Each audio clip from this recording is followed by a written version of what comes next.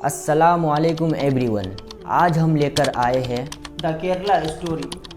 दोस्तों, कहा जाता है कि 32,000 लड़कियों को ज़बरदस्ती इस्लाम में कन्वर्ट किया गया है, जो आज के दिन यमन और सीरिया के रेगिस्तान में दफन है। दोस्तों, ध्रुव राठी को आप जानते हैं, जो सच और सबूत के साथ बात करते हैं। ध्रुव राठी की वीडियो को अगर आप नहीं देखे हैं तो डिस्क्रिप्शन में लिंक दिया हुआ है, आप जाकर देख सकते हैं। अगर आप नए हैं तो हमारे साथ आखिर तक इस वीडियो में बने रहें। नमस्कार दोस्तों, हाल ही में एक फिल्म रिलीज हुई द केरला स्टोरी नाम से, जिस पर बड़ी चर्चा हो रही है। इस फिल्म में दिखाया गया है कि कैसे केरला में एक खुफिया खेल खेला जा रहा है बेगुनाह औरतों को इस्लाम में जबरदस्ती कन्वर्ट करने का, और उन्हें आईसिस के पास भेजा जा रहा है। इस फिल्म के और फिल्म डायरेक्टर के अनुसार करीब 32,000 लड़कियों के साथ ऐसा किया गया है, जो कि आज के दिन सीरिया और यमन के रेगिस्तान में दफन है। क्या है इसके पीछे की असली कहानी और इस चीज में कितनी सच्चाई है, आइए जानने की कोशिश करते हैं आज के इस वीडियो में। केरला स्टोरी। मेरे जैसे 32,000 गर्ल्स कन्वर्ट होके सीरिया और यमन के रेगिस्तान में दफन हो चुकी हैं। आज से करीब 100 साल पहले जर्मनी के तानाशाह एडोल्फ हिटलर ने अपनी एक किताब लिखी थी माइन काम्फ नाम से। इस किताब में इसने बताया था एक प्रोपेगेंडा टेक्निक के बारे में, जिसका नाम था बिग लाई। हिटलर का कहना था लोगों को बहकाने के लिए इतना बड़ा झूठ बोलो, इतना बड़ा झूठ बोलो कि लोगों को लगे यार कोई इतना बड़ा झूठ थोड़ी बोल सकता है। कोई ये बात कह रहा है तो कुछ तो सच्चाई होगी इस बात में। जब झूठ इतना बड़ा हो, इतने कॉन्फिडेंस के साथ बोला जाए तो कुछ लोग उसे सच मान बैठते हैं। लोगों को लगता है यार कोई इतना बड़ा झूठा थोड़ी हो सकता है। इस टेक्निक के एडिशन में एक दूसरी प्रोपेगेंडा टेक्निक बताई थी हिटलर के प्रोपेगेंडा मिनिस्टर जोसेफ गोबल्स ने। गोबल्स ने कहा कि रेपिटेशन भी यहां पर बहुत जरूरी है। इस बड़े झूठ को बार बार दोहराते रहो। इतनी बारी इस बड़े झूठ को दोहराओ कि लोगों को 4 अलग अलग सोर्सेस से यही झूठ सुनने को मिले। ऐसा करने से लोग और कन्विंस हो जाते हैं। फिर एक तीसरी टेक्निक बताई जाती है हाफ ट्रूथ की। बीच बीच में अपनी बातों में आधा सच भी घोल दो, क्योंकि क्या है ना, कुछ लोग आज के दिन बिग लायर्स को बड़ी आसानी से पहचान लेते हैं। जब कोई कहता है कि अरे यार कोई इतना बड़ा झूठ थोड़ी ना बोलेगा, लोग कहते हैं भाई तुझे पता नहीं है कितना बड़ा फेंकू है, ये इतनी लंबी फेंकता है जितनी दूर नीरज चोपड़ा का जेवलिन भी नहीं जाएगा। तो जो लोग इन बड़े झूठ से कन्विंस ना हो, उनके लिए ये हाफ ट्रूथ। मैं क्यों बताने लग रहा हूं आपको ये सारी प्रोपेगेंडा टेक्निक्स, क्योंकि आज आप इस वीडियो में देखोगे कि कैसे इन तीनों टेक्निक्स का इस्तेमाल किया गया है लोगों को बहकाने के लिए। द केरला स्टोरी फिल्म के डायरेक्टर सुदीप्तो सेन से पूछा गया कि ये फिल्म कौन सी सच्ची घटनाओं से इंस्पायर्ड है। इन्होंने कई चीजें कही यहाँ पर। पहला इन्होंने कहा साल 2010 में केरला के जो फॉर्मर चीफ मिनिस्टर थे ओमन चांडी, उन्होंने एक स्टेटमेंट दी थी केरला की असेंबली में। आप इस स्टेटमेंट को गूगल कर सकते हो और कुछ एक इंडिया टुडे की रिपोर्ट सामने आती है। 2500 औरतें, इस्लाम, केरला, ओमन चांडी, बात तो सही है। फिर कहा गया कि एक और former chief minister of Kerala VS Achuthanandan ने एक समय पर कहा था कि केरला अगले 20 सालों में इस्लामिक स्टेट बनने वाला है। आप इस चीज को गूगल पे सर्च करते हो और आपको यूट्यूब या ट्विटर पे वीडियो दिखता है, आपको लगता है यार हाँ ये बात भी सही है। फिर फिल्म के टीजर में दिखाया जाता है एक लड़की कहती है कि मैं फातिमा हूं और मैं अफगानिस्तान की जेल में हूं। आप इस चीज को गूगल पे सर्च करते हो और द हिंदू का एक न्यूज आर्टिकल दिखता है, फातिमा, अफगानिस्तान की जेल, इस्लामिक स्टेट। ये चीज भी सही है। यही सारी चीजें दोस्तों एक बढ़िया एग्जाम्पल है हाफ ट्रूथ का। ज्यादातर लोग ऊपर से हेडलाइंस पढ़ लेते हैं लेकिन डिटेल में नहीं जाते।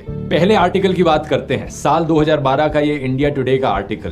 केरला के फॉर्मर चीफ मिनिस्टर ओमन चांडी इन्फॉर्म करते हैं स्टेट लेजिस्लेचर को कि साल 2006 से 2012 के बीच में 2667 औरतों ने इस्लाम में कन्वर्ट किया। 6 सालों में करीब 2500 औरतों ने। लेकिन बात नोट करने वाली ये है कि क्या उन्होंने कभी भी फोर्स्ड कन्वर्जन शब्द का इस्तेमाल किया। उन्होंने कहा कि हम अपनी स्टेट में कोई फोर्स्ड कन्वर्जन नहीं होने देंगे और ना ही हम मुसलमानों के खिलाफ हेट कैंपेन टॉलरेट करेंगे लव जिहाद के नाम पर। क्या यहां पर कहीं भी मेंशन किया गया कि कोई भी कन्वर्टेड औरत आईसिस को जाकर ज्वाइन कर रही है? बिल्कुल नहीं। दूसरी साइटेशन देखते हैं, former chief minister VS Achuthanandan का इंटरव्यू। ये केरला के चीफ मिनिस्टर रहे थे 2006 से लेकर 2011 के बीच में। जो वीडियो फैलाया जा रहा है उनका पुराने वाला, इसे सनशाइन पिक्चर्स ने अपलोड किया था, सेम कंपनी जिसने फिल्म बनाई है। सबसे पहली चीज तो इन्होंने इंग्लिश सबटाइटल्स के साथ छेड़छाड़ करी। जो शब्द उनके द्वारा बोले जा रहे हैं और जो सबटाइटल्स यहाँ लिखे जा रहे हैं वो सही नहीं है। दूसरी चीज, यहाँ पर वीएस अच्युतानंदन एक्चुअली में पीएफआई को स्ट्रांगली क्रिटिसाइज कर रहे थे, ये कहते हुए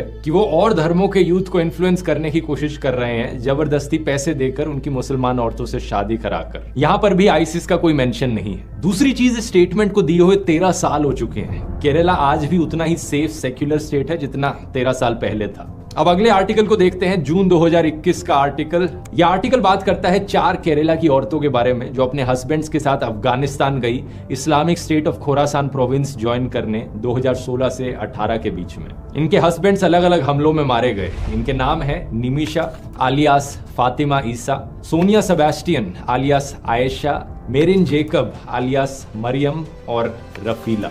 अगर हम एनआईए की 2016 की लिस्ट देखें of 20 most wanted Indians in Islamic states, तो इन 4 औरतों के नाम यहां भी दिखते हैं। इनके अलावा 2 और औरतें हैं, अजमाला और शमासिया। इन दोनों के हस्बैंड्स कजन्स थे और इन 6 औरतों के हस्बैंड्स यहां आप फोटो में देख सकते हैं। इन 6 औरतों में से 3 ऑलरेडी मुस्लिम थी, 2 ने कन्वर्ट किया क्रिश्चियनिटी से इस्लाम में और 1 ने कन्वर्ट किया हिंदुइज्म से इस्लाम में। तो सिर्फ एक ही औरत यहाँ पर ओरिजिनली हिंदू थी जिसका नाम था निमिशा नायर। क्या निमिशा नायर को यहाँ पर एक मुसलमान आदमी ने लव जिहाद के शिकार में फंसा दिया? इसका जवाब जानने के लिए हम देखते हैं निमिशा के हस्बैंड कौन है। ईजा एक ऐसा बंदा है जो खुद क्रिश्चियनिटी से कन्वर्ट किया था इस्लाम में। उसका पुराना नाम था बेक्सन विंसेंट। बेक्सन का भाई बेस्टिन भी कन्वर्ट किया था क्रिश्चियनिटी से इस्लाम में और वो भी इन 4 में से एक और औरत का हस्बैंड था। तो दोनों भाई और उनकी दोनों बीवियां सारे कन्वर्ट्स, सारे ब्रेन वॉश्ड। हाल ही में इंडियन सरकार ने इन 4 औरतों को वापस इंडिया आने से रिजेक्ट कर दिया था। इनमें से 3 के video interviews Nimisha, Sonia Sebastian और रफीला के आप YouTube पर ऑनलाइन देख सकते हो, YouTube channel straight news global पर। 2020 में इन्होंने इंटरव्यू दिया था और वहां आप असली में देख सकते हो कि औरतें दिखने में कैसी थी, बात करने में कैसी थी और कैसा इनका बिहेवियर था। When there was a Khilafah, when I was a Muhammad, I was happy at that time. So I can never say that Khilafah was wrong. What I did was wrong. That I can't say right because I had a comfortable life there. इस video को देखने के बाद कोई भी देख सकता है कि औरतें अभी भी कितनी ब्रेन वॉश्ड और रेडिकलाइज्ड हैं। लेकिन द केरला स्टोरी फिल्म की जो मेन कैरेक्टर है कॉन्स्टेंटली वो सिंपैथी इवोक करने की कोशिश करती है। फिल्म में जितना बेचारा और इनोसेंट करके दिखाया गया है इन औरतों को, ये इनोसेंस असल जिंदगी के वीडियोस में शायद ही झलकती है। मैं आपसे पूछना चाहता हूं, क्या आपके अंदर सिंपैथी होगी इन रियल लाइफ औरतों के लिए या फिर आप इन्हें ब्रेन वॉश्ड बेवकूफ कहोगे? क्या आप चाहोगे कि अफगानिस्तान की जेल में ही पड़ी रहे या फिर इंडियन सरकार इन्हें इंडिया में वापस लाए और इंडियन जेल में डाले? ये सवाल मैं आप पर छोड़ता हूं, नीचे कमेंट्स में लिखकर बता सकते हैं आपकी राय क्या है। स्ट्रैटेजिक न्यूज ग्लोबल रिपोर्ट हमें बताती है कि एनआईए की 2016 की चार्जशीट में जिन 20 लोगों को मेंशन किया गया है वो लोग एक दूसरे से काफी इंटरकनेक्टेड थे जब रेडिकलाइजेशन की बात करी जाती है। तो इनमें से 17 लोग सिर्फ एक सिंगल डिस्ट्रिक्ट से आते थे, केरला में कासरगोड जिले से। 2020 की एक हिंदुस्तान टाइम्स की रिपोर्ट ने बताया कि कुछ और ने बाद में ज्वाइन किया, तो टोटल 22 लोग एक्चुअली में कासरगोड से थे। 2016 का इंडिया टुडे का आर्टिकल बताता है कि एक ट्रेंड है कि सिर्फ सिंगल यूथ यहां नहीं जा रहे हैं आईसिस ज्वाइन करने, बल्कि पूरे के पूरे परिवार, यहां पर हस्बैंड, वाइफ और इवन बच्चे भी चले गए आईसिस ज्वाइन करने। आर्टिकल में यह भी मेंशन किया गया है कि इससे पहले ज्यादातर आईसिस के रिक्रूट्स एक्चुअली में महाराष्ट्र, कर्नाटक और तेलंगाना से गए थे, केरला से नहीं। लेकिन ये स्टार्ट न्यूज ग्लोबल रिपोर्ट आगे की भी बात करती है। 2018 तक कहा गया कि करीब 60 इंडियंस ने अफगानिस्तान ट्रैवल किया, जिनमें से 26 मेल्स थे, 13 औरतें और 21 बच्चे।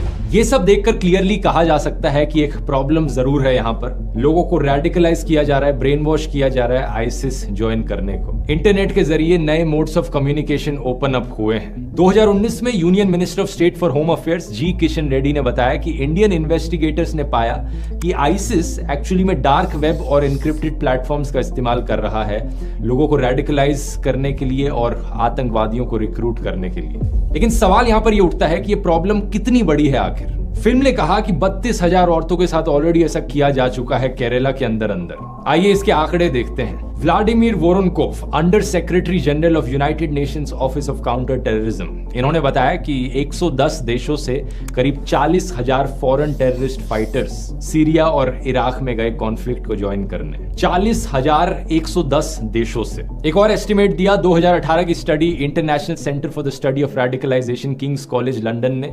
41,490 लोग 80 अलग अलग देशों से आईसिस से एफिलिएटेड हैं। इनमें से 79% लोग आदमी हैं। इन दोनों रिपोर्ट्स के बेसिस पे एक एस्टिमेट लगाया जा सकता है करीब 40 से 42,000 फॉरेन टेररिस्ट हैं जो दुनिया भर से आईसिस को ज्वाइन करने गए। तो कितने इंडिया से हैं? अमेरिका के ब्यूरो ऑफ काउंटर टेररिज्म ने कंट्री रिपोर्ट्स पब्लिश करी साल 2020 में। इन्होंने कहा सितंबर 2020 तक एनआईए ने 34 टेररिज्म के केसेस इन्वेस्टिगेट किए थे और करीब 160 लोगों को इंडिया में अरेस्ट किया था आईसिस से रिलेटेड। डबल चेकिंग के लिए एक और सोर्स देख लेते हैं। ऑब्जर्वर रिसर्च फाउंडेशन ने एक पेपर पब्लिश किया था अक्टूबर 2019 में। इन्होंने कहा कि प्रो आइसिस केसेस 2014 और 2018 के बीच में इंडिया में थे करीब 180 से 200 के बीच। और ये 200 लोगों का जो अनुमान है यहाँ पर, इसमें सिर्फ वो लोग नहीं है जो एक्चुअली में आइसिस को ज्वाइन करने गए इंडिया छोड़कर, वो लोग भी हैं जिन्होंने आइसिस का प्रोपेगेंडा फैलाया इंडिया में इंटरनेट पर। एक तीसरा सोर्स भी देख लेते हैं। 2019 में इंडियन होम मिनिस्ट्री ने कहा था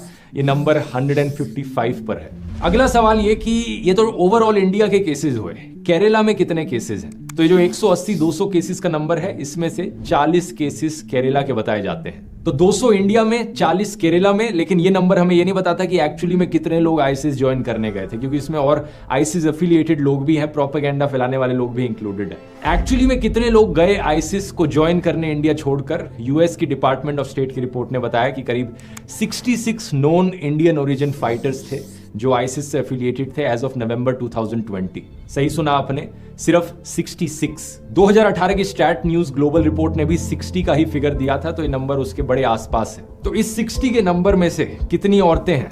करीब 13 औरतें हैं। कितनी औरतें हैं जो केरला से हैं? सिर्फ 6 औरतें हैं जो केरला से हैं। इन 6 में से ऐसी कितनी औरतें हैं जिन्हें बाकी धर्मों से इस्लाम में कन्वर्ट किया गया? 3 औरतें हैं। इन 3 में से 2 क्रिश्चियंस थी और 1 हिंदू थी। तो जो फिल्म में दिखाया जा रहा है ये सिर्फ 3 औरतों के साथ असल जिंदगी में हुआ है, और वो भी वैसे नहीं हुआ जैसे फिल्म में दिखाया जा रहा है। और यहां दावा किया गया है कि 32,000 औरतों के साथ ऐसा हुआ। यही है वो बड़ा झूठ दोस्तों। ये झूठ इतना बड़ा है कि कोई आम इंसान इसे सुनेगा तो उसे लगेगा यार 32,000 के साथ नहीं, कुछ तो सच्चाई होगी इसमें, कुछ हजार औरतों के साथ ऐसा हुआ होगा। कुछ हजार नहीं तो चलो कुछ 100 औरतों के साथ ऐसा हुआ होगा। नहीं, सिर्फ 3 के साथ। अब आप में से कुछ लोग कहेंगे यार 32,000 हो या 3 हो क्या फर्क पड़ता है, कहानी तो वही है ना। इसमें प्रॉब्लम क्या है? कई प्रॉब्लम्स हैं। पहला तो ये कि अगर 32,000 की जगह 3 का नंबर इस्तेमाल किया जाता है तो फिल्म का पूरा कॉन्सेप्ट ही फेल हो जाता है। ये कहना कि यहाँ पर एक खुफिया लव जिहाद की कंस्पिरेसी चल रही है लड़कियों को फोर्सिबली कन्वर्ट करने की और उन्हें आईसिस भेजने की, और इस कंस्पिरेसी का नतीजा सिर्फ 3 औरतें निकली, तो इसका मतलब ये इंडिविजुअल केसेस हैं, यहाँ पर कोई कंस्पिरेसी नहीं हो रही है। दूसरा, इस लेवल तक जनरलाइज करना चीजों को और एग्जैजरेट करना एक बहुत ही बेवकूफी वाली चीज है। यही चीज अगर किसी और इंसिडेंट के साथ करी जाए तो आप कहोगे कि क्या बकवास है ये। एग्जाम्पल से समझाता हूं। पिछले कुछ महीनों में हमें ऐसे 3 केसेस देखने को मिले हैं जहां पर किसी इंडियन सिटीजन ने चलती हुई फ्लाइट के अंदर किसी और पैसेंजर के ऊपर पेशाब कर दिया। अब इमेजिन करो कोई अमेरिका या जापान जैसा देश एक फिल्म बनाए यहाँ पर इंडिया स्टोरी नाम से, और उस फिल्म में दिखाया जाए कि कैसे ये इंडियंस तो हमेशा पेशाब ही करते रहते हैं औरों के ऊपर फ्लाइट्स में। 32,000 ऐसे इंसिडेंट्स देखने को मिले हैं जहां पर इंडियंस ने पेशाब किया है किसी और के ऊपर। कैसा लगेगा आपको सुनकर? आप कहोगे कि क्या बकवास चल रही है, देश को बदनाम करने की कोशिश करी जा रही है। लेकिन अगर दूसरी तरफ फिल्म बनाने वाला कहे कि यार 32,000 चलो एग्जैजरेटेड नंबर था, लेकिन 3 के साथ असली में ऐसा हुआ है, इसलिए फिल्म बनाना जस्टिफाइड है यहाँ पर, क्या होगा आपका रिस्पॉन्स ऐसे केस में? कोई सेंस है इस बात की? इसी तरीके से दोस्तों 3 लोगों के इंडिविजुअल केसेस को लेकर पूरी केरला स्टेट को बदनाम किया जा रहा है। इस चीज को लेकर जब फिल्म के डायरेक्टर से सवाल किया गया, पूछा गया कि भाई सोर्स क्या है आपके इस नंबर का, तो वो सवालों से भागते रहे। ऑल्ट न्यूज से बात करते वक्त उन्होंने कहा कि जब फिल्म रिलीज हो जाएगी तब मैं अपना डेटा बताऊंगा कि किस डेटा के आधार पर मैंने 32,000 बोला था। द क्विंट को इन्होंने कहा कि ऐसे सवाल पूछने से कोई फर्क नहीं पड़ता, इट इज वेरी क्लिशेड। जब फिल्म की स्क्रीनिंग हुई जेएनयू में तो इन्होंने कहा कि 32,000 वाला नंबर एक आर्बिट्ररी नंबर था, और जब बात कोर्ट में पहुंची तो इन्होंने फिल्म के डिस्क्रिप्शन से 32,000 वाला नंबर ही हटा दिया और 3 नंबर डाल दिया। सच बात तो यह है दोस्तों कि इन 3 औरतों की ये कहानी भी सुनाने लायक है, अगर ये कहानी सुनाई जाती बिना झूठ और प्रोपेगेंडा के। एक एक इंसान जिसे ब्रेन वॉश किया जाता है और रिक्रूट किया जाता है आईसिस में, वो एक पोटेंशियल थ्रेट है। लेकिन ये प्रॉब्लम कितनी बड़ी है इंडिया में एक्चुअली में, इसे आप बाकी देशों से कंपेयर करोगे तो बड़ी शॉकिंग चीज आपको जानने को मिलेगी। इंडिया में मैंने बताया था ये नंबर 66 के अराउंड है जो लोग आईसिस के प्रोपेगेंडा का शिकार बने। बाकी देशों से 2016 के डेटा के अकॉर्डिंग फॉर्मर सोवियत रिपब्लिक्स में 7,000 लोग ऐसे थे। सिर्फ रशिया से 2,500 लोग ऐसे थे। फ्रांस में 1,700 लोग, जर्मनी में 760 लोग, यूके का नंबर भी 700 के अराउंड था। ये जो सारे देश हैं, इन सारे देशों की पॉपुलेशन इंडिया से कहीं ज्यादा कम है, लेकिन जो लोग आईसिस का शिकार बने वो इन देशों में कहीं ज्यादा है। और यहाँ पर यह चीज भी नोट करने वाली है कि इंडिया में 3rd लार्जेस्ट मुस्लिम पॉपुलेशन है दुनिया में। तो फ्रांस, जर्मनी, यूके जैसे देशों के कंपैरिजन में ज्यादा मुस्लिम्स इंडिया में रहते हैं, लेकिन फिर भी कम आईसिस के रिक्रूट्स इंडिया से देखे गए। आप अगर यहाँ पर एक रेशियो देखो आईसिस रिक्रूट्स पर मिलियन पीपल, तो इंडिया में रेशियो 0.5 पर मिलियन है। फ्रांस में 36 गुना ज्यादा है, यानी 18 पर मिलियन।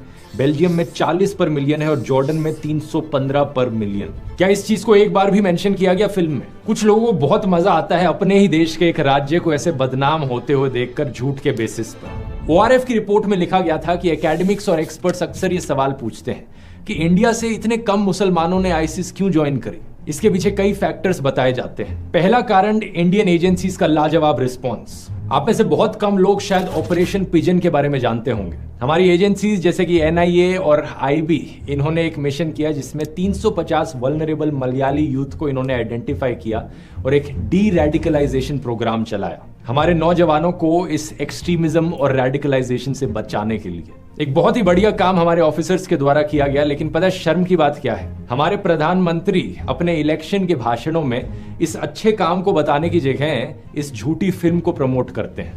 आतंकी साजिश पर बनी फिल्म ये केरला स्टोरी की इन दिनों काफी चर्चा है। यहाँ पर एक और ऐतिहासिक ऑपरेशन याद आता है जो इंडियन फोर्सेस ने आईसिस के खिलाफ किया था। एक बड़ा रेस्क्यू ऑपरेशन जिसके ऊपर टाइगर जिंदा है फिल्म भी बनी है। प्रधानमंत्री मोदी चाहते तो इस इंस्पिरेशनल कहानी के बारे में बता सकते थे लोगों को, लेकिन नहीं, झूठी फिल्म प्रमोट करनी थी। दूसरा कारण फॉर्मर डिप्लोमेट तालमीज अहमद बताते हैं इंडिया का सिंक्रेटिक कल्चर और ट्रेडिशन।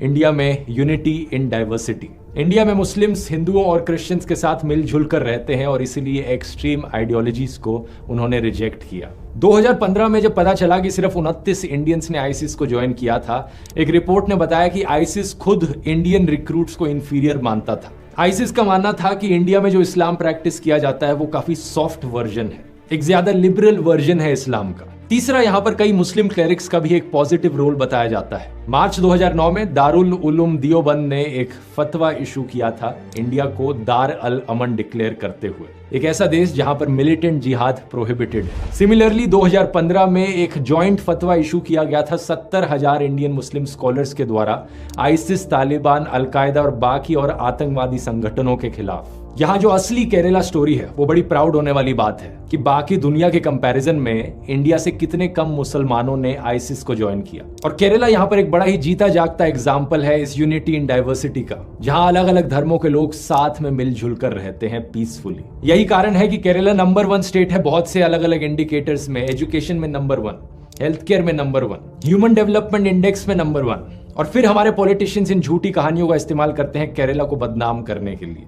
फरवरी में इसी साल होम मिनिस्टर अमित शाह ने इलेक्शन कैंपेनिंग के वक्त कर्नाटका में कहा था, आपके बगल में ही केरल है, इससे ज्यादा कुछ नहीं कहूंगा। केरला को बदनाम करना इकलौता प्रोपेगेंडा नहीं है इस फिल्म के अंदर। दूसरा बड़ा झूठ फैलाया जा रहा है लव जिहाद को लेकर। फिल्म में दिखाया जा रहा है कि यहाँ पर जबरदस्ती धर्म परिवर्तन करने की कोशिश करी जाती है। क्या सच है इसके पीछे? साल 2017 में केरला की सरकार ने 90 केसेस की लिस्ट सबमिट करी थी NIA को जांच करने के लिए कि इनमें लव जिहाद एंगल है या नहीं है। NIA ने 11 केसेस पर एग्जामिनेशन करी और कंक्लूड किया साल 2018 में कि हालांकि PFI ने कन्वर्जन को फैसिलिटेट किया था, लेकिन एक भी ऐसा केस नहीं मिला जहां पर जबरदस्ती धर्म परिवर्तन करवाया जा रहा हो किसी भी इंसान का, चाहे आदमी हो या औरत। एक सबूत से मन नहीं भरता, दूसरा सबूत देख लो। यूनियन होम मिनिस्ट्री ने भी यही कहा था साल 2020 में।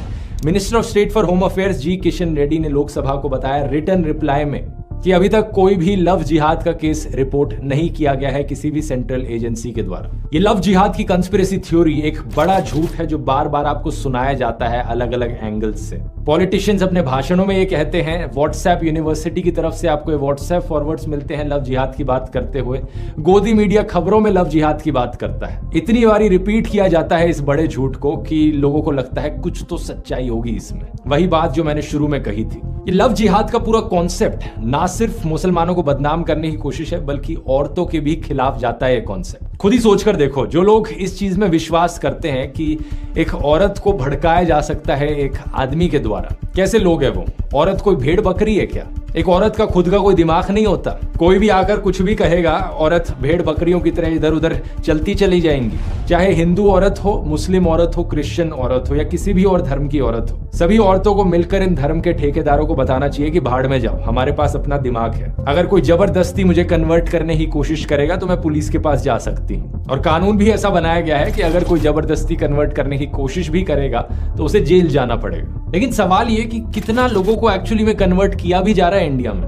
कभी कभार ऐसा होता है कि कोई क्रिश्चियन मिशनरी हुआ या ये घर वापसी वाले हो या कोई मुस्लिम क्लेरिक थोड़े ओवर एक्टिव हो जाते हैं अपने प्रवचन में और बैलेंस थोड़ा इधर से उधर हो जाता है। जैसे कि ये 2016 का न्यूज आर्टिकल देखिए, जहां पर विश्व हिंदू परिषद के लीडर ने कहा कि इनकी ऑर्गेनाइजेशन ने 7.5 लाख लोगों को हिंदुइज्म में वापस रिकन्वर्ट किया 10 सालों के अंदर अंदर। लेकिन ये अलग अलग धर्मों के ठेकेदार अगर इंटरफेयर ना करें, लोग अपनी मर्जी से कन्वर्ट करना चाहे तो एक बड़ा बैलेंस देखने को मिलता है। अप्रैल 2021 की रिपोर्ट देखिए, 506 लोगों ने रजिस्टर किया कि वो अपना धर्म बदलना चाहते हैं केरला सरकार के सामने। इनमें से 47% लोग ऐसे थे जो क्रिश्चियनिटी या इस्लाम से हिंदुइज्म में कन्वर्ट किए। तो ऐसा नहीं है कि एक तरफ ज्यादा कन्वर्जन्स देखने को मिल रही हूं। 2021 के प्यू रिसर्च सेंटर के सर्वे ने भी यही चीज बताई थी। 30,000 से ज्यादा लोगों पर सर्वे किया गया, पता लगा कि सिर्फ 0.7% लोगों ने हिंदुइज्म को छोड़ा था, दूसरा धर्म अपनाया था, और 0.8% लोगों ने बाकी धर्मों को छोड़कर हिंदुइज्म अपनाया था। यहाँ पर समझने वाली बात यह है कि सिर्फ कुछ पॉलिटिकल पावर के लिए